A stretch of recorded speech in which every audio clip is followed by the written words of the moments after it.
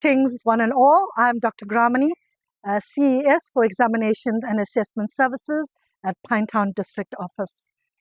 In coming to these 2 days workshop, I have the expectation that we will look at and reflect on our 2025 performance inevitably. And from that, we will extract where were the areas that we won and the areas where there were still gaps.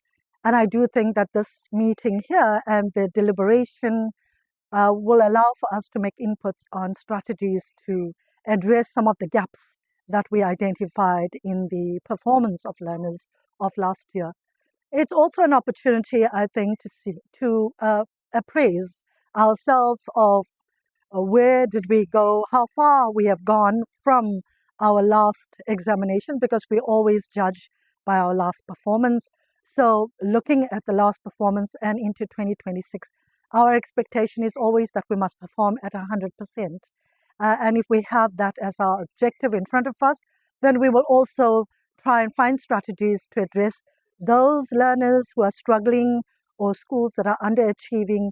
We will then have to look at a very strategic plan on how we can meet with them and collaborate with them and find ways in which we can plug the gaps, some of which is curriculum related, others are related to human resources, which is limited and depleting, and others where it's just routine activities, where there's complacency. Perhaps we need to invigorate the system again and the personnel who are in the service, that they may perform at their optimum for service delivery.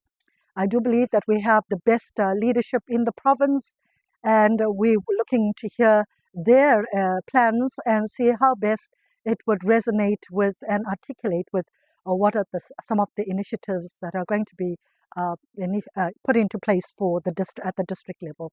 So it's all in all, I'm having great hopes for a very optimistic, very progressive, very positive meeting for the next 2 days. Greetings. I'm Mr. S. Ramula, the CES for Examinations and Assessment, uMgungundlovu District. In terms of my expectations over the next 2 days, I think we will be empowered and be given some indication of a McDonald's effect, where we will be aligned on curriculum and assessment matters, more specifically in terms of roles and expectations, so that throughout the districts we will be complying with the same levels, standards, and expectations. And that is what I anticipate, and I do expect that we'll be given clear guidelines on those expectations. Thank you very much.